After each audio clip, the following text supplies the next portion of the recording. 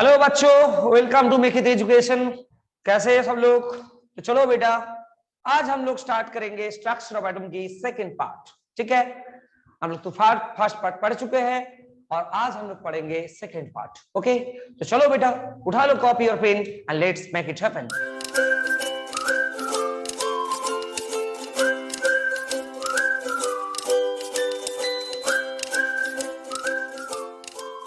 Okay, तो आज हम लोग क्या पढ़ेंगे? आज हम लोग पढ़ेंगे एटॉमिक मॉडल्स के ऊपर। ठीक है, आज हम लोग बात करेंगे एटॉमिक मॉडल्स के ऊपर। इलेक्ट्रॉन डिस्कवर हो गया, प्रोटॉन डिस्कवर हो गया। अब कुछ साइंटिस्ट ने सोचा कि एटॉम ऐसा हो सकता है। ठीक है, एटॉम ऐसा हो सकता है। कुछ तो थे, कुछ ऐसा मॉडल्स थे जो पूर्व एकदम थ्योरेटिकल था, और कुछ है उसका एक बेसिक्स था, कुछ का एक एक्सपेरिमेंट था, एक्सपेरिमेंट के ऊपर बताना गया। ठीक है, ऐसा कुछ था। तो पहले जो मॉडल्स थे बेटा, वो है थॉमसन्स की मॉडल। ओके, थॉमसन की मॉडल में, थॉमसन्स की जो मॉडल है कैसे था? थॉमसन ने क्या बोला? थॉमसन ने बोला कि atom is a sphere of positive charge. एक पॉजिटिव चार्ज की स्फीयर है। ठीक है, पॉजिटिव पूरा ही यहां पर पूरा क्या है? पूरा पॉजिटिव चार्ज है। एक positive charge sphere, positive charge sphere, एक पॉजिटिव चार्ज की स्फीयर है। उसमें क्या है? उसमें जो इलेक्ट्रॉन है, ठीक है, उसमें electron are distributed uniformly in the sphere. Electrons are distributed uniformly. Okay, electrons are distributed uniformly. पूरा जो है, पूरा पॉजिटिव चार्ज से भरा हुआ है, पूरा पॉजिटिव चार्ज से भरा हुआ है, पूरा एकदम।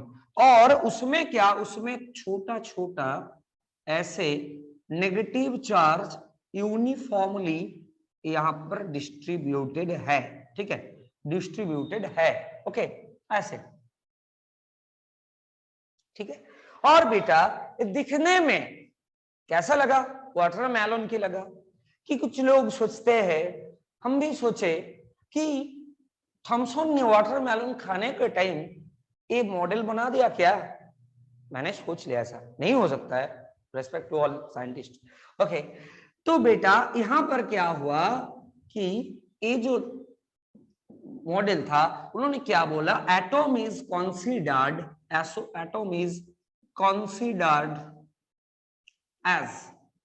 ए positively charged sphere. Electrons are uniformly distributed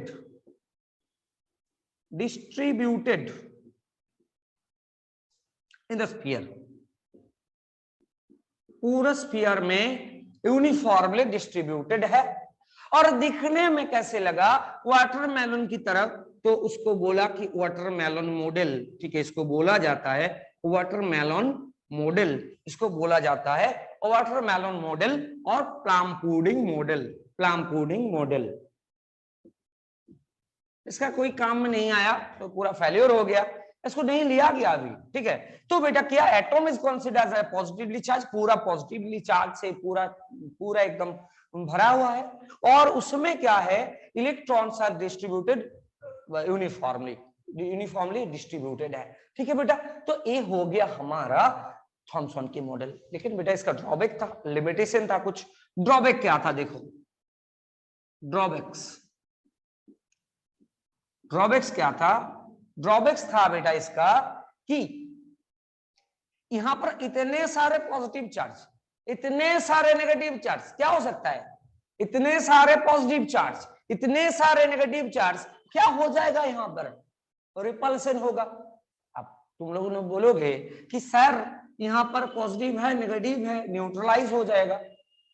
हो सकता है बेटा, लेकिन सारे पॉजिटिव चार्ज, सारे नेगेटिव चार्ज न्यूट्रलाइज हो जाएगा ऐसा तो नहीं होगा। तो बेटा यहां पर क्या होगा? पॉजिटिव रिपल्सन हो सकता है, नेगेटिव रिपल्सन हो सकता है। तो उन्होंने it can explain neutrality of atom but cannot explain the stability of atom, the stability of atom. ठीक है, उन्होंने न्यूट्रलिटी के बारे में तो बोल दिया, न्यूट्रलिटी की एटम इज न्यूट्रल, वो तो बोल दिया, लेकिन बेटा उन्होंने उसके स्टेबिलिटी के ऊपर कुछ नहीं बोला। ठीक है, स्टेबिलिटी को कोई एक्सप्लेन नहीं कर पाया। ये था हमारा थॉमसन मॉडल। तो बेटा जैसा वो स्टेबिलिटी, किसी का स्टेबिलिटी वो एक्सप्लेन नहीं कर पाया, ये फेलियर हो गया था। वो पूरा एकदम पूरा थ्योरेटिकल था, ये जो पूरा थ्योरी मॉडल था ना, ये थ्योरेटिकल मॉडल था, एक और कुछ नहीं। मान लीजिए कि वाटरमेलन खाने के टाइम थॉमसन ने बना दिया ये मॉडल, हो सकता है ऐसा, ठीक है, नहीं भी हो सकता है। ठीक है, चलो अब आओ नेक्स्ट मॉडल पे। वो बेटा कुछ एक्सप्लेन, वहां पर एक एक्सपेरिमेंट किया गया, ठीक है, उसका एक बेसिस था, ठीक है, उसके ऊपर बनाया गया, वो था बेटा रदरफोर्ड की एटॉमिक मॉडल। वो था बेटा रदरफोर्ड एटॉमिक मॉडल, रदरफोर्ड की एटॉमिक मॉडल बेटा। ठीक है, वहां पर बनाया गया कि रदरफोर्ड की एटॉमिक मॉडल, समझ में आए? तो रदरफोर्ड की मॉडल में, रदरफोर्ड की जो एटॉमिक मॉडल है उसमें क्या किया उन्होंने, एक एक्सपेरिमेंट किया। एक्सपेरिमेंट क्या था? उसका एक्सपेरिमेंट क्या था? उसका एक्सपेरिमेंट था अल्फा पार्टिकल स्कैटरिंग एक्सपेरिमेंट। ठीक है, scattering experiment, alpha particle scattering experiment. ठीक है, अल्फा पार्टिकल स्कैटरिंग एक्सपेरिमेंट कैसे हुआ था? एक्सपेरिमेंट कैसे हुआ देख लीजिए। पहले बेटा यहां पर एक सोर्स लिया गया जिसको अल्फा पार्टिकल और अल्फा रे जो वहां से निकाल सकता है। तो अल्फा क्या होता है? Alpha is He2+, helium+ is alpha, और कुछ नहीं। हीलियम-2+ वो पॉजिटिव है, नेचर में तो पॉजिटिव है। ठीक है, यहां पर एक स्लिट लगाया गया, ठीक है, यहां पर एक स्लिट लगाया गया। यहां पर बेटा एक सोने का, एक गोल्ड का फॉयल लगाया गया, और यहां पर एक जेडन स्क्रीन लगाया गया। ठीक है, यहां पर एक जेडएनएस का स्क्रीन लगाया गया।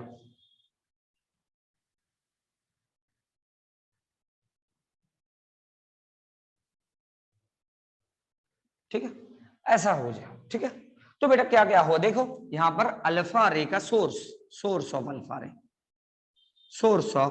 अल्फा रे यहां पर देखो। ओके, ए स्लिट है। ठीक है, यहां पर गोल्ड प्लेट, गोल्ड फॉयल, थीन गोल्ड फॉयल, एक थीन गोल्ड फॉयल लिया, गोल्ड फॉयल यूज किया बेटा। तो रदरफोर्ड बहुत अमीर था, ठीक है ना, वो रिच मैन था रदरफोर्ड। यहां से क्या कंक्लूजन है? तो Rutherford was a rich man. Okay, एक रिच साइंटिस्ट था, नहीं तो बेटा गोल्ड फॉयल यूज कर सकते हैं। ठीक है, सो ये मजाक की बात है, अलग बात है। तो इसका 10⁻⁴ सेंटीमीटर यही लिया जाता है, 10⁻⁴ सेंटीमीटर, बहुत एकदम पतला। ठीक है, एकदम थिन गोल्ड फॉयल लिया गया, और यहां पर हुआ बेटा क्या, ये थिन गोल्ड फॉयल था, और ये है बेटा जेडएन स्क्रीन, जिंक सल्फाइड का स्क्रीन, ये भी फ्लोरोसेंट स्क्रीन है। ये है थिन गोल्ड फॉयल, ठीक है, 10⁻⁴ सेंटीमीटर, 10⁻⁴ सेंटीमीटर। समझ में आई ना बात? ठीक हो, अब देखो क्या हुआ कि अब जब ऐसा रखा गया तो सोर्स ऑफ अल्फा पार्टिकल, यहां पर क्या होगा कि एक अल्फा पार्टिकल यहां से किसके ऊपर जाएगा? गोल्ड फॉयल के ऊपर जाएगा। गोल्ड फॉयल के ऊपर जाने के बाद क्या हुआ, यहां पर कुछ चीजें यहां पर दिखाई दे रहा है। क्या? पहले कि alpha rays, maximum alpha rays, तो यहां पर एक्सपेरिमेंट क्या था? एक्सपेरिमेंट था कि अल्फा सोर्स से जब स्लिट यहां पर स्लिट क्यों रखा गया? स्लिट का भी काम है, स्लिट क्यों रखा गया कि जैसे यहां इधर उधर नहीं जाए, वो पूरा एक वेंटिलेटर था ना, तो वेंटिलेटर जब मैं जो गर्मी के टाइम जब हम सारे जो विंडोज है डोर सब सारे बंद कर सकते हैं, तो क्या वो उस टाइम क्या होता है, एक लाइन आता है लाइट का, हम लोग देख सकते हैं ना। वही सेम चीज है यहाँ पर। स्लिट क्या, स्लिट का काम क्या है कि इधर उधर नहीं हो जाए, ठीक है। तो यहाँ पर सेम लाइन पे यहाँ पर गोल्ड फॉइल पे गया, ये था एक्सपेरिमेंट। यहाँ पर देखो कि यहाँ पर ऑब्जर्वेशन क्या था रदरफोर्ड का। रदरफोर्ड का ऑब्जर्वेशन क्या था कि most of the alpha particles pass through the gold foil without any deflection. कुछ डिफ्लेक्शन के बिना वो निकल गया सीधा, ठीक है, यहां से सीधा निकल गया, ठीक है। उनमें से कुछ थोड़ा कम, ज्यादा नहीं, उनमें से कुछ क्या हुआ कि थोड़ा डिफ्लेक्ट हुआ था इधर उधर, थोड़ा डिफ्लेक्ट इधर उधर हुआ था, ठीक है। तो क्या हुआ, पहला था क्या कि maximum most of the alpha particles pass through the gold foil, gold foil की वो जा रहा था, pass through the gold foil, okay, without any deflection के बिना वो उधर जा रहा था। कुछ तो ऐसा था कि थोड़ा एंगल में डिफ्लेक्ट हुआ था। और बेटा एकदम मिनिमम नंबर 1 आउट ऑफ 20,000 में एक क्या हुआ था, थोड़ा बैक हो गया, बाउंस्ड बैक हो गया, थोड़ा बाउंस्ड बैक हो गया था, ठीक है। जिस रास्ते में वो गया था उस रास्ते में वो बैक आ गया, ठीक है। जिस रास्ते में गया था उस रास्ते में वो बैक आ गया बेटा, ओके। जिस रास्ते में गया उस रास्ते में बैक आ गया। तो तीन चीजें यहाँ पर कंक्लूजन है। यहाँ पर कंक्लूजन तो बाद में पढ़ेंगे हम। यहाँ पर ऑब्जर्वेशन क्या था, ऑब्जर्वेशन था बेटा, एक्सपेरिमेंट तो हुआ, एक ऑब्जर्वेशन था कि most of the alpha particle pass through the gold foil without any deflection. Some of them deflected in a small angle or very small amount, 1 out of 20,000 bounced back or come back in the same path, ठीक है, same path में back आ गया, वापस आ गया, ठीक है। तो यही रहा बेटा हमारा यहाँ पर ऑब्जर्वेशन, ठीक है। तो ऑब्जर्वेशन यहाँ पर ऑब्जर्वेशन है, 3 ऑब्जर्वेशन यहाँ पर है। तो ये था हमारा अल्फा पार्टिकल स्कैटरिंग एक्सपेरिमेंट। तो अब क्या हुआ यहाँ पर देखो, यहाँ पर हम थोड़ा सा यहाँ पर एक पिक्चर यहाँ पर दिखाएंगे कि कैसे एटम से जा रहा है, ठीक है। एटम के अंदर से कैसे जा रहा है, इसका कंक्लूजन क्या क्या था, इसका ड्रॉबैक के ऊपर आज हम बात करेंगे, ठीक है। तो बेटा यहाँ पर हो गया हमारा रदरफोर्ड के एक्सपेरिमेंट, उसका कुछ ऑब्जर्वेशन, ठीक है। कुछ ऑब्जर्वेशन क्या क्या था और एक बार याद कर लीजिए, यहाँ पर हम लिख देंगे, ठीक है। यहाँ पर देखो क्या हुआ, most of the alpha particle pass through the gold foil without any deflection,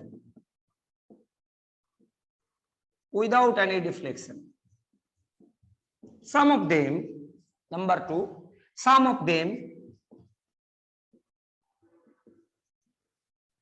deflected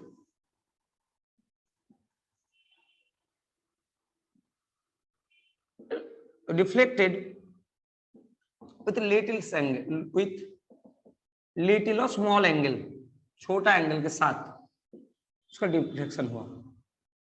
very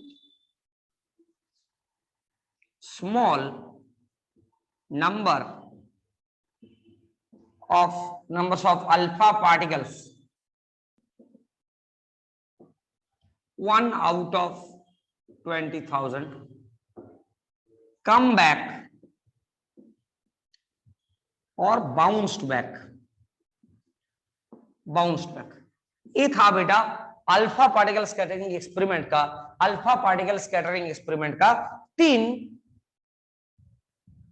observation, ठीक है। ये था ऑब्जर्वेशन। अब आओ कंक्लूजन क्या हुआ, कंक्लूजन क्या था, सुन लीजिए। कंक्लूजन क्या था अल्फा पार्टिकल स्कैटरिंग एक्सपेरिमेंट का कंक्लूजन क्या था। कंक्लूजन थे बेटा कि मैक्सिमम, यहां पर ऐसा हो रहा है ना कि यहां पर पॉजिटिव चार्ज, एटम है ना, गोल्ड फॉइल तो एटम से ही बना होता है, ठीक है, बना होता है। तो बेटा यहाँ पर इलेक्ट्रॉन है, हम बाद में इसको रदरफोर्ड ने यही बोला, ठीक है। तो क्या हुआ, उसका कंक्लूजन क्या था कि मैक्सिमम जब बाहर चल जाएगा, गोल्ड फॉइल से सीधा बाहर निकल जाएगा, तो इसका मतलब क्या है कि ज्यादा स्पेस वहां पर वैकेंट है, ज्यादा स्पेस वहां पर खाली है, तब तो यहां पर क्या होता है, इधर जाकर इधर निकल जाएगा, इधर जाकर इधर निकल जाएगा, इधर जाकर इधर निकल जाएगा, सीधा निकलेगा। तो इसका मतलब कि ज्यादा स्पेस खाली है, ज्यादा स्पेस यहाँ पर वैकेंट है, तब तो बेटा वो सीधा जाएगा, नहीं तो सीधा नहीं जाएगा वो, ठीक है ना। अब ये हो गया पहला कंक्लूजन कि most of the space in an atom is vacant, कि most of the space in an atom. Conclusion क्या था, कंक्लूजन क्या था बेटा कि पहला कंक्लूजन था most of the space is vacant in an atom. एक एटम के अंदर जितने सारे जगह है, जितने सारे स्पेस है, वो वैकेंट है बेटा, पहला पॉइंट था। नंबर 2 कि जब बेटा डिफ्लेक्ट करेगा कोई, जब किसी से दूर जाएगा, तो क्या मतलब क्या है कि उन दोनों के अंदर, उन दोनों के बीच में रिपल्सन हुआ, उन दोनों के बीच में कुछ रिपल्सन हुआ, ठीक है ना। तो जब रिपल्सन होगा तब ही वो क्या करेगा, थोड़ा दूर चल जाएगा, थोड़ा दूर चला जाएगा। तो दूर जब जाएगा तभी तो डिफ्लेक्शन हो रहा है, थोड़ा थोड़ा एंगल में। ओके, तो क्या हम लिखेंगे कि वहां पर पॉजिटिव चार्ज है, क्योंकि अल्फा पार्टिकल का नेचर तो पॉजिटिव है, अल्फा पार्टिकल का नेचर पॉजिटिव होगा, तो बेटा वो पॉजिटिव के पास जाएगा तो क्या होगा, डिफ्लेक्शन होगा। तो हम बोलेंगे यहाँ पर कि मैक्सिमम जो चार्ज है, मैक्सिमम जो पॉजिटिव चार्ज है, और मैक्सिमम पॉजिटिव चार्ज क्या है, maximum positive charge, maximum positive charge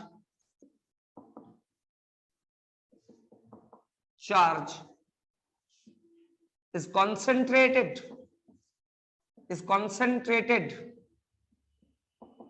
in the center। एक सेंटर में वो कंसंट्रेटेड है बेटा, ठीक है, सेंटर में वो कंसंट्रेटेड है। ओके, ये हो गया हमारा कंक्लूजन नंबर 2 कि maximum positive charge is concentrated in the centre, centre में कॉन्सेंट्रेट, और एट द सेंटर हम करेंगे, एट द सेंटर, सेंटर में। ओके, और तीसरा क्या देखा, तीसरा क्या वहां पर ऑब्जर्व किया गया, तीसरा नंबर जो ऑब्जर्व किया गया बेटा वो है कि कुछ बाउंस बैक हो गया। बाउंस बैक कब होगा, जब ऐसे कोई जगह में वो टकरेगा जहां से बाहर नहीं जा सकते, ठीक है ना। तो मतलब एक ऐसा एक जगह पे हो गया टकरा कि वहां से बाहर नहीं जा सकते, ठीक है।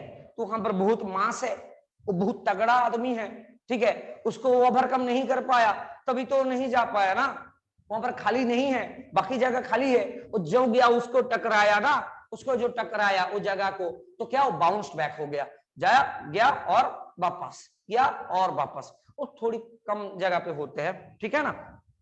तो क्या कि हम लिखेंगे कि maximum mass of an atom is concentrated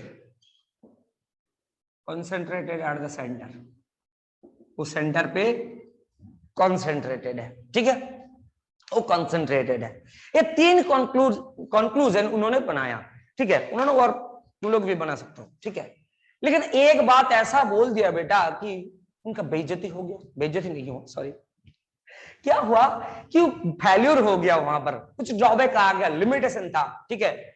कुछ ऐसा एक बात बता दिया, हम बाद में बताएंगे कि एक बात में पूरा मॉडल खत्म, ठीक है, सारे बात सही बोला उन्होंने, सारे बात सही बोला, कुछ नहीं गलत बोला बेटा, सारे बात सही बोला, लेकिन एक बात गलत बोल दिया, ठीक है, यहीं पर हम बात करेंगे, अभी बात करेंगे, ठीक है।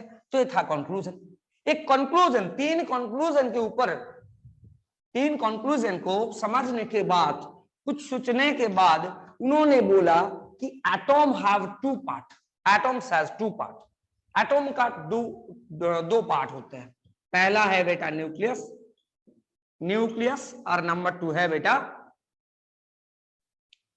इलेक्ट्रॉन रीजन, और एक्स्ट्रा न्यूक्लियर पार्ट हम बोल सकते हैं, एक्स्ट्रा न्यूक्लियर पार्ट। ठीक है, ठीक है, दोनों पार्ट है, एक तो न्यूक्लियस है जहां पर सारे मास और पॉजिटिव चार्ज कॉन्सेंट्रेटेड है, और बेटा बाहर में है क्या, इलेक्ट्रॉन रीजन। ठीक है, तो दोनों पार्ट है, और दोनों पार्ट में उन्होंने क्या बोला, उन्होंने बोला कि electrons are rotating, electrons are rotating और रिवॉल्व, इलेक्ट्रॉन्स रिवॉल्व न्यूक्लियस को सेंटर करके वो रिवॉल्व कर रहा है। ठीक है, न्यूक्लियस सेंटर में है और एक इलेक्ट्रॉन बेटा यहां पर ऐसा घूम रहा है, इसका चक्कर काट रहा है। ठीक है, इसके बाहर में चक्कर काट रहा है, यही बोला उन्होंने कि एक ऑर्बिट है जिसको हम बोलते हैं ऑर्बिट। ठीक है, तो electrons are continuously changing its direction तो चेंज करेगा, तो electrons are revolving around the nucleus in different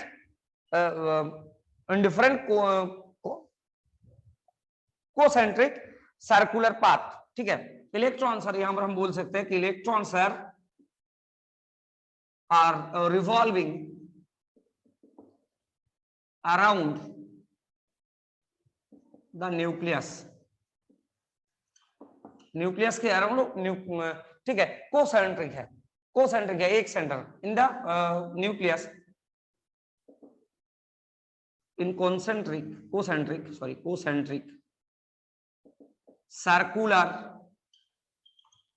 path. ठीक है, that is orbital.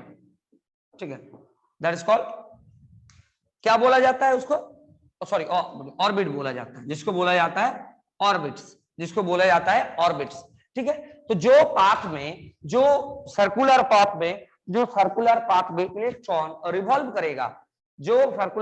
Electron revolve करेगा, न्यूक्लियस की पास में घूमेगा, उस पाथ क्या है बेटा, वो है ऑर्बिट। ये तो बताया, यही था उसका मॉडल कि मिडिल में न्यूक्लियस है और उसके साइड में है बेटा इलेक्ट्रॉन उसके पास चक्कर काट रहा है। ठीक है, ये तो बता दिया। ठीक है, बहुत अच्छा बात है, लेकिन बेटा कुछ ड्रॉबैक आ गया, इसका कुछ ड्रॉबैक आ गया। ठीक है, इसका कुछ ड्रॉबैक आ गया, तो ड्रॉबैक क्या था, तो ड्रॉबैक को ही पता होना चाहिए, ड्रॉबैक हम बाद में बताएंगे। और क्या बोला, देखो इसका रेडियस के ऊपर चर्चा कर दिया कि एटम का रेडियस और न्यूक्लियस का रेडियस क्या हो सकता है, न्यूक्लियस के रेडियस के ऊपर बात बोल दिया। इन्होंने क्या बोला कि एटम का रेडियस होता है बेटा कितना, एटम का, पूरा एटम का रेडियस ऑफ एटम कितना होता है, 10⁻⁻10 मीटर। एक एटम का कितना होता है, 10⁻⁻10 मीटर। और बेटा रेडियस ऑफ न्यूक्लियस कितना होता है, 10⁻15 मीटर, 10⁻15 मीटर। ओके, 10⁻10 मीटर, ये हो गया 10⁻15 मीटर। कौन ज्यादा, एटम की ज्यादा है। ठीक है, तो हम बोल सकते हैं ना बेटा कि एटम का रेडियस आर ऑफ एटम, भाई R of nucleus equal to 10⁻10 by 10⁻15 equal to 10⁻5 की मतलब बेटा कि एटम का रेडियस न्यूक्लियस की रेडियस से 1 लाख गुना ज्यादा है। कितना ज्यादा, 1 लाख गुना ज्यादा है बेटा। ठीक है, तो आप मान लीजिए, यहां पर ऐसे भी बोला जाता है इसको क्या, कि मान लीजिए कि एटम एक सर्कुलर फुटबॉल ग्राउंड है, एक सर्कुलर फुटबॉल ग्राउंड है, और फुटबॉल ग्राउंड होता है एटम, और फुटबॉल जो होता है ना बेटा, फुटबॉल जो होता है वही होता है उसका न्यूक्लियस। ठीक है, तो ऐसा फुटबॉल ग्राउंड के साथ इसको कंपेयर किया गया कि ऐसा इतना बड़ा, कि मान लीजिए, तो आप एक बार सोच लीजिए कि एक फुटबॉल ग्राउंड कितना बड़ा हो सकता है, उसके कंपैरिजन में एक फुटबॉल कितना हो सकता है, वही होता है बेटा न्यूक्लियस और पूरा एटम का मामला। ठीक है, तो यही होता है, आर एटम ऐसे लिखा जाता है। अब रेडियस ऑफ न्यूक्लियस यहां से हम लोग पता कर सकते हैं, रेडियस ऑफ न्यूक्लियस कैसे, रेडियस ऑफ न्यूक्लियस यहां से पता चल जाएगा। कैसे पता चलेगा, यहां पर एक फॉर्मूला बता दिया। ठीक है, रेडियस ऑफ न्यूक्लियस कितना था, R, equal to radius of nucleus R equal to r0 into a to the power 1/3, a to the power 1/3। ये r0 का वैल्यू न्यूक्लियस का मैंने कितना लिया 10 टू द पावर -15 मीटर, यहाँ पर लेते हैं normal 1.33 into 10 to the power -15 metre लेते हैं। और बेटा a is the mass number, ठीक है, यही से निकल जाएगा मास नंबर। मास नंबर हम आज ही बात करेंगे मास नंबर के ऊपर, ठीक है। ये होता है mass number, radius of nucleus है, ये रेडियस ऑफ न्यूक्लियस है। समझ में आई ना बात? तो इतना सारे बात रदरफोर्ड बोल दिया। अब आओ ड्रॉबैक के ऊपर, ठीक है, उसका ड्रॉबैक, ठीक है। लोग तो अच्छा चीजें के ऊपर बात नहीं करते हैं, ऑलवेज किसी का जो ड्रॉबैक है, कमी है, उसी के ऊपर ज्यादा बात करते हैं बेटा, ठीक है ना। तो यहीं पर भी बात हुआ था, तो ड्रॉबैक क्या था उसका, देखो एक छोटी बात तो गलत बोल दिया तो उसका पूरा मॉडल का धजिया उड़ गया, ठीक है। कैसे, देखो उन्होंने बोला कि इलेक्ट्रॉन क्या करेगा, इलेक्ट्रॉन जब ऐसा होता है कि एक सर्कुलर पाथ पे, फिजिक्स में पढ़ोगे तुम लोग, एक सर्कुलर पाथ पे जब तुम घूमोगे, ऐसा एक फुटबॉल ग्राउंड नहीं ऊपर एक पार्क है, और पार्क इस साइड में बेटा वॉकिंग करने के लिए एक रनवे है, ठीक है, मान लीजिए, ठीक है। सुबह में जॉगिंग करते हैं यहाँ पर लोग, ठीक है, ये पूरा राउंड देते हैं पूरा। यहां पर भी इलेक्ट्रॉन सेम करते हैं बेटा, न्यूक्लियस के पास में क्या होता है, न्यूक्लियस के पास में वो घूम रहे हैं। घूमने के बाद क्या होता है बेटा, यहां पर देखो, यहां पर डायरेक्शन क्या होगा, वेलोसिटी का, स्पीड का डायरेक्शन क्या होता है, वेलोसिटी का डायरेक्शन चेंज हो जाता है। डायरेक्शन यहां पर चेंज होती है, यहां डायरेक्शन, उसको टेंजेंट के बराबर होता है ना, टेंजेंट के बराबर उसका डायरेक्शन होता है। तो ऑलवेज वो टेंजेंट के बराबर वो की मतलब है इधर ऐसा हो रहा है, कि मतलब हर मोमेंट में वो डायरेक्शन चेंज कर रहा है, हर एक मोमेंट में वो डायरेक्शन चेंज कर रहा है। समझ में आई ना बात, ठीक है। तो हर मोमेंट में वो डायरेक्शन चेंज कर रहा है। तो electrons continuously changing its direction. हम बोल सकते हैं कि electrons are continuously changing its direction। इसका डायरेक्शन चेंज कर रहा है हर मोमेंट में, वो डायरेक्शन चेंज कर रहा है, ठीक है। जब डायरेक्शन चेंज करेगा बेटा, तो इसको हम क्या बोलेंगे, एक्सीलरेटेड मोशन। क्या बोलेंगे कि एक्सीलरेटेड मोशन में वो जा रहा है। जब ऐसा डायरेक्शन चेंज करेगा तो इसको हम बोलेंगे एक्सीलरेटेड मोशन बोलेंगे। वो टेंजेंट की बराबर होता है उसका डायरेक्शन, सारे ऑलवेज टेंजेंट की बराबर होते हैं। और इसको हम बोलेंगे क्या, कि इसको है एक्सीलरेटेड मोशन, ठीक है। और एक्सीलरेटेड मोशन में जब घूमेगा तो मैक्सवेल जी ने एक बात बताया। मैक्सवेल जी ने, साइंटिस्ट मैक्सवेल बहुत बड़ा साइंटिस्ट था। मैक्सवेल जी ने एक बात बताया, उन्होंने ऐसा कुछ नहीं बता दिया, उन्होंने बहुत एक्सपेरिमेंट किया, उसके बाद बताया, प्रूव भी किया बेटा, ठीक है, प्रूव भी किया कि क्या बताया उन्होंने, according to Maxwell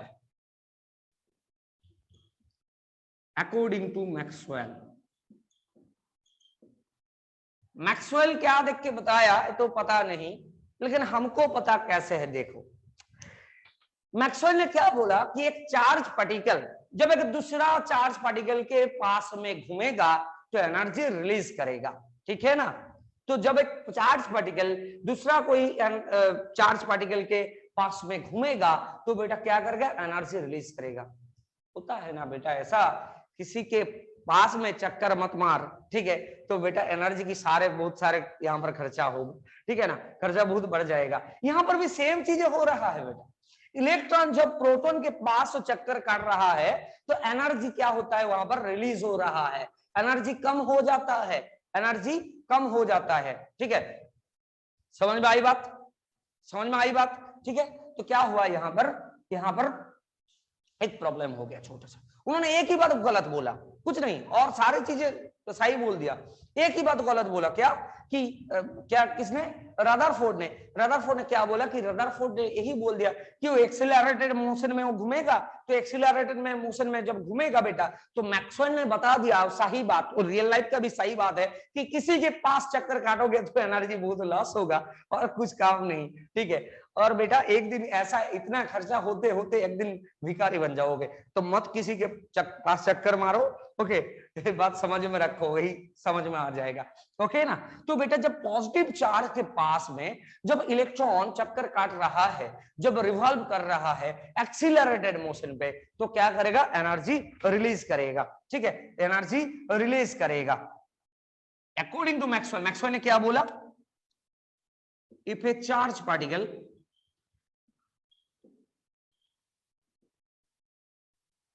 is revolving in accelerated motion around other charged particle,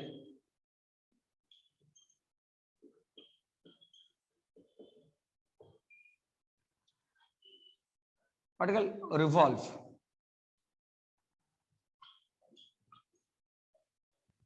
it loses energy.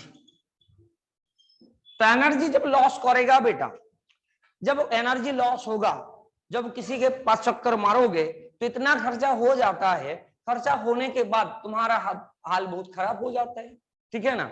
मान लीजिए तुम्हारे पास एक 4 व्हीलर था, तो चक्कर मार के इतना खर्चा बढ़ा दिया उन्होंने, क्या हुआ कि आज तुम बाइक चला रहे हो, ठीक है। हो सकता है कि खर्चा इतना बढ़ गया कि वो बाइक भी गया, और आज साइकिल है, ठीक है, साइकिल भी गया, कुछ दिन बाद पैदल चल रहा है, हो सकता है ऐसा, ठीक है ना। रियल लाइफ में ऐसा होता है। तो बेटा चक्कर नहीं मारना है किसी के पास में, ठीक है, घूमना नहीं है किसी के आसपास, ठीक है, घूमना बंद करो और पढ़ना स्टार्ट करो, ठीक है, बहुत लोग घूमेगा, ओके। तो बेटा यही बात है कि इलेक्ट्रॉन की कोई चार्ज पार्टिकल जब रिवॉल्व करेगा किसी दूसरे चार्ज पार्टिकल के पास में, आसपास में, तो क्या होगा, वो एनर्जी रिलीज करेगा। तो बेटा एनर्जी रिलीज करने से क्या होता है, एनर्जी रिलीज करने से क्या होता है कि यहां पर था इलेक्ट्रॉन, तब तो एनर्जी कम हो गया, अभी तो उतना एनर्जी नहीं है। तुम्हारे पास 4 व्हीलर था, लेकिन अभी नहीं है, अभी क्या है, अभी बेटा बाइक है, ठीक है। 4 व्हीलर था, अभी बाइक में हो गया डाउन, ठीक है, बहुत खर्चा हो रहा है, तो इसलिए उसको बेचना पड़ेगा, ठीक है, उसको किसी को दे देना पड़ेगा और पैसा लेना पड़ेगा। तो क्या हुआ, उनको वहां पर तो 4 व्हीलर से बाइक हो गया।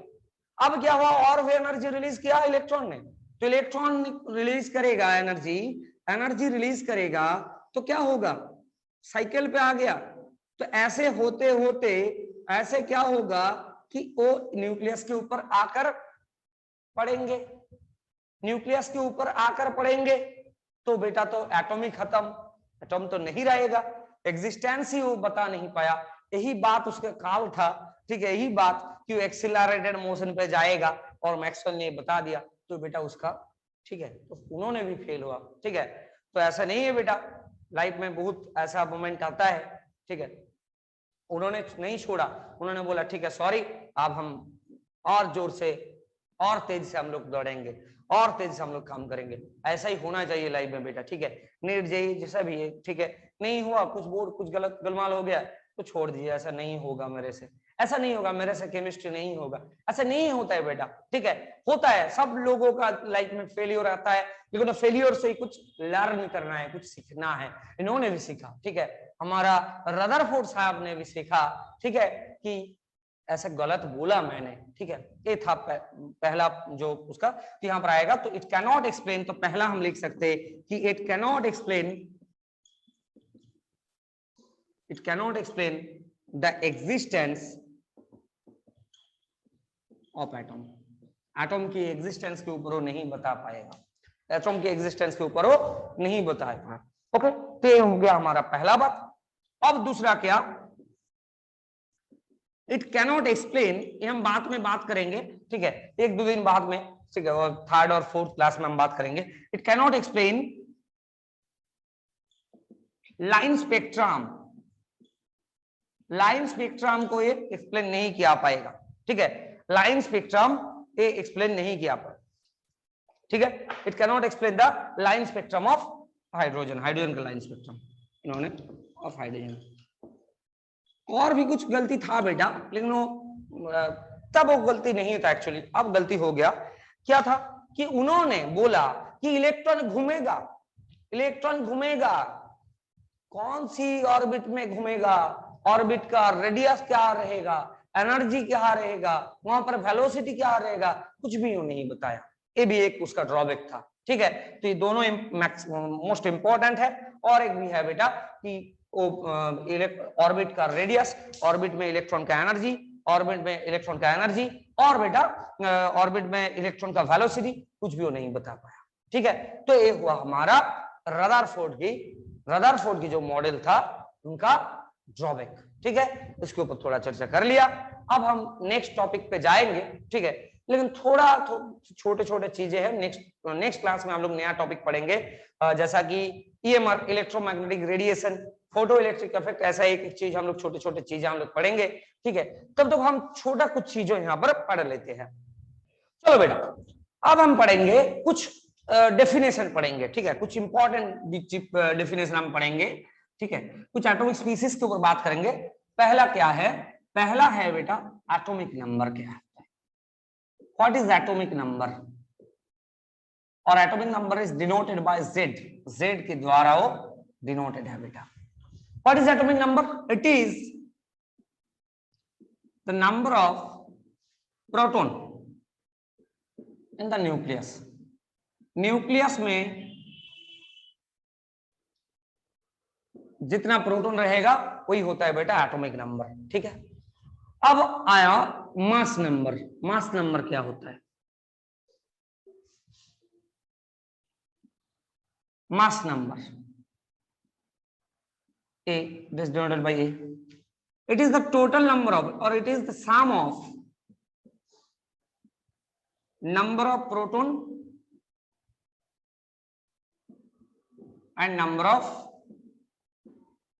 न्यूट्रॉन, प्रोटॉन और न्यूट्रॉन की नंबर में, ठीक है, प्रोटॉन और न्यूट्रॉन के नंबर का साम, तो ये होता है बेटा मास नंबर। जैसे जैसे एक एग्जाम्पल देखिए कि मान लीजिए, कैसे हम इसको इन दोनों को लिखेंगे, एक सीजन एटॉम, एक सीजन एटॉम, किसी एक एलिमेंट का एक एटॉम है, एक उसका एटॉमिक नंबर हम लिखेंगे जेड नीचे, और बेटा ए लिखेंगे यहाँ पर, ठीक है, जेड नीचे और ए यहाँ पर। ऐसा भी हो सकता है कि इधर जेड और इधर ए, ये भी हम कर सकते, कोई बात नहीं, यहाँ पर कुछ दिक्कत नहीं पड़ेगा, ठीक है, ऐसे भी लिख सकते हैं। जैसा क्लोरीन 1737, कार्बन 614, नाइट्रोजन 715, ठीक है, ऐसे होता है बेटा। एटॉम को ऐसे रिप्रेजेंट करना होता है।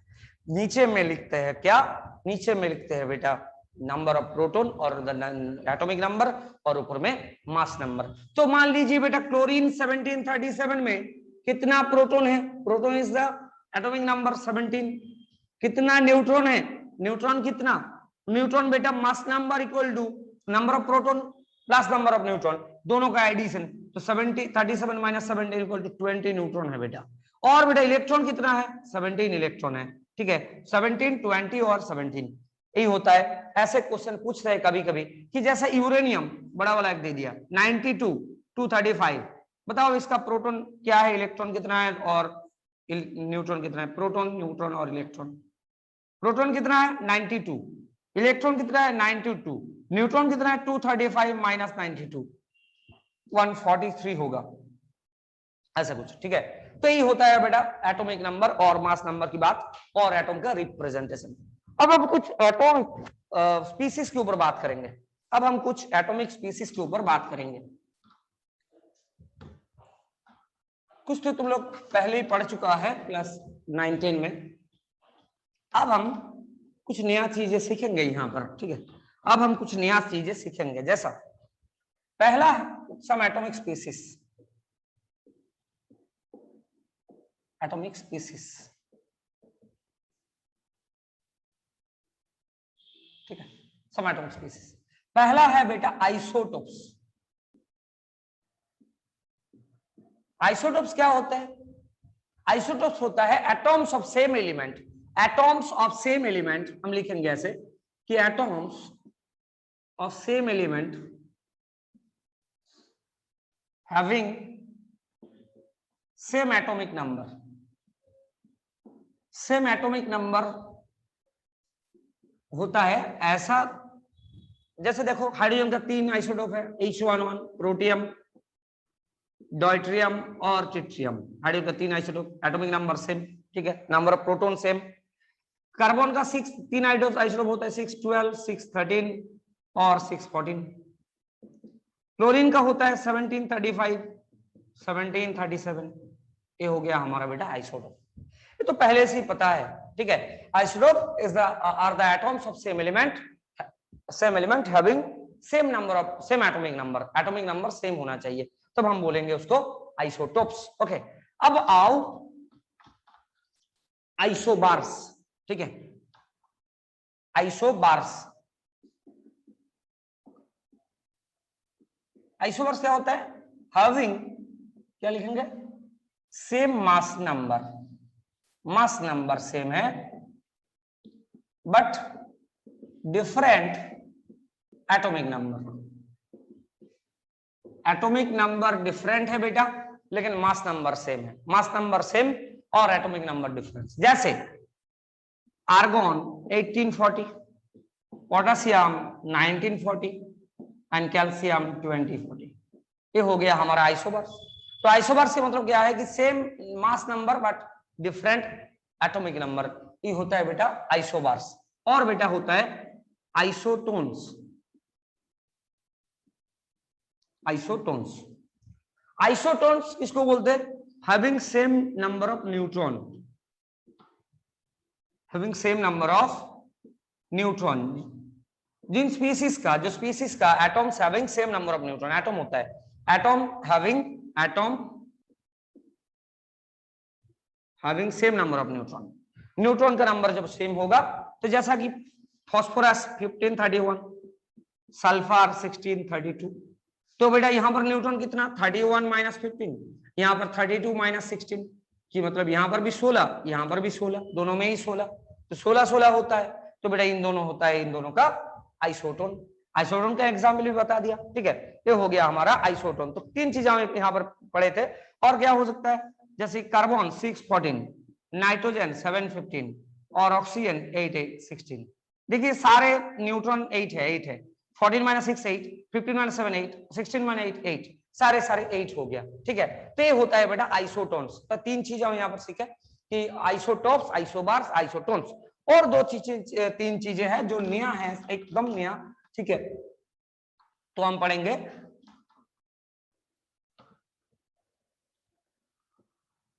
वो है बेटा आइसोडायाफर्स और आइसोस्टार्स। इन दोनों पढ़ेंगे, पहले आइसोस्टार्स पढ़ेंगे, ठीक है।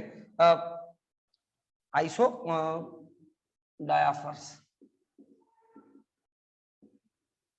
आइसोडायाफर्स। आइसोडायाफर्स हम लोग किसको बोलेंगे? जिसके पास सेम आइसोटॉपिक नंबर होता है। Atoms having same isotopic number. ये आइसोटॉपिक नंबर क्या होता है? Isotopic number equal to number of neutron minus number of proton. Neutron और प्रोटॉन का नंबर का जो डिफरेंस होगा वही होता है आइसोटॉपिक नंबर बेटा, ठीक है। जैसे दोनों एग्जांपल हम यहां पर लेंगे, जैसा कि यूरेनियम 92 235, ठीक है, और होता है बेटा थोरियम 90 और 231। अब देखो यहां पर प्रोटॉन कितना है? 92, यहां पर प्रोटॉन कितना है? 90। न्यूट्रॉन कितना है? 235 माइनस 92, 231 माइनस 90। अब देखो यहां पर कितना हो गया? यहां पर 143 हो गया। यहां पर कितना हो गया? यहां पर हो रहा है 141, ठीक है। अब देखो न्यूट्रॉन माइनस प्रोटॉन का नंबर कितना होता है 143 माइनस 92 की मतलब 51। यहां पर भी देखो माइनस करो तो बेटा 51 ही आएगा। ठीक है, तो दोनों का आइसोटॉपिक नंबर सेम है, यानी कि न्यूट्रॉन और प्रोटॉन का जो डिफरेंस है, अंतर है न्यूट्रॉन और प्रोटॉन नंबर का, वही होता है बेटा आइसोटॉपिक नंबर। और जिन एटम का क्या होता है आइसोटॉपिक नंबर सेम होता है, उन लोगों को हम बोलेंगे आइसोडायाफर्स। ओके, और दो चीजें हैं छोटी छोटी, आइसोस्टार्स और आइसो इलेक्ट्रॉनिक्स, वो दो चीज हम आज पढ़ लेंगे और क्लास को आज खत्म करेंगे। ठीक है, ओके, आइसोस्टार्स। अब तक जितने पढ़ा कि आइसोटोप्स, आइसोबार्स, आइसोटोन्स, आइसोडायफर्स सारे एटम के ऊपर होता है। अब ये होगा बेटा मॉलिक्यूल के ऊपर। ठीक है, मॉलिक्यूल्स, ये होगा molecules having same number of atoms, atoms का नंबर सेम होगा and same number of electron, electrons और एटॉम्स का नंबर सेम होगा। जैसे CO2 और N2O, CO2 में कितना एटम है बेटा, एक कार्बन एटम, दो ऑक्सीजन एटम।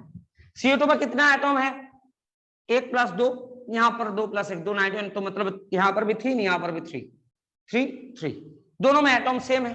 अब इलेक्ट्रॉन की बारी है, इलेक्ट्रॉन, कार्बन में कितना इलेक्ट्रॉन 6 इलेक्ट्रॉन, ऑक्सीजन में कितना 8 × 2, 2 ऑक्सीजन है, ऐड करेंगे तो कितना मिलेगा 22। नाइट्रोजन 2 है, एक नाइट्रोजन में 7 इलेक्ट्रॉन और एक ऑक्सीजन में 8 इलेक्ट्रॉन, बेटा 22 हो गया। दोनों में देखो कि एटम का नंबर भी सेम, नंबर ऑफ इलेक्ट्रॉन भी सेम, तीन दोनों को हम बोलेंगे आइसोस्टार्स। ओके, इन दोनों को हम बोलेंगे आइसोस्टार्स। यहाँ पर देखो 3 एटम, कार्बन है, एक कार्बन है, 2 ऑक्सीजन है, तो 3, और बेटा यहाँ पर 2 नाइट्रोजन 1 ऑक्सीजन इस 3, और इलेक्ट्रॉन के नंबर कार्बन में कितना होता है 6 एटॉमिक नंबर, तो बेटा कार्बन में 6 इलेक्ट्रॉन, और बेटा ऑक्सीजन में 8 × 2, 8 2 16 और 6 22, यहाँ पर भी 22, सारे के सारे सेम हो गया। ओके, अब आया और एक चीजें हैं, लास्ट टॉपिक है हमारा आज का, वो है बेटा iso electronics. Iso electronics, iso electronics क्या होता है, आइसो इलेक्ट्रॉनिक्स किसी बोलते हैं। आइसो इलेक्ट्रॉनिक्स का मतलब है species, species having same number of electron, electron का नंबर सेम होगा। ठीक है, जैसे देखो कि मैंने लिया M3 minus, O2 minus, F minus, Na plus, Mg2 plus, Al3 plus. देखो सारे के पास 10 इलेक्ट्रॉन है, M3 माइनस की मतलब 7 + 3, एनायन का मतलब इलेक्ट्रॉन यहां पर ऐड हुआ, 7 + 3 10, 8 + 2 10, F9 माइनस 9 + 1 10, नियॉन तो 10 ही है, Na प्लस 11 - 1 10, 12 - 2 10, 13 - 3 10, सारे के सारे पास 10 इलेक्ट्रॉन है बेटा, सारे के पास 10 इलेक्ट्रॉन है। तीन सारे लोग क्या है होते हैं आइसो इलेक्ट्रॉनिक है। जैसे और एक एग्जांपल देख लीजिए, जैसे chlorine minus, H2 minus, P3 minus, argon, Cl K plus, Ca2 plus, ये सारे क्या होता है, ये सारे भी आइसो इलेक्ट्रॉनिक होते हैं। सारे के पास 18 इलेक्ट्रॉन है, कितने इलेक्ट्रॉन 18 इलेक्ट्रॉन। तो बेटा समझ में आ गया ना, आशा करती हूँ कि पूरा समझ में आ गया। और कुछ दिक्कत होगा तो बता दीजिए, हमारा जो कमेंट बॉक्स है, और हमारा चैनल मैकी तो एजुकेशन के जरूर लाइक, कमेंट और शेयर भी कर दीजिए, और सब्सक्राइब जरूर कर दीजिए कि अगले जो अपडेट आएगा मिल जाए तुमको, और बेल आइकन को दबा दीजिए। ठीक है हमारा, तो चलो आज यही तक, नेक्स्ट मिलेंगे नया टॉपिक के साथ। ठीक है, ओके, बाय।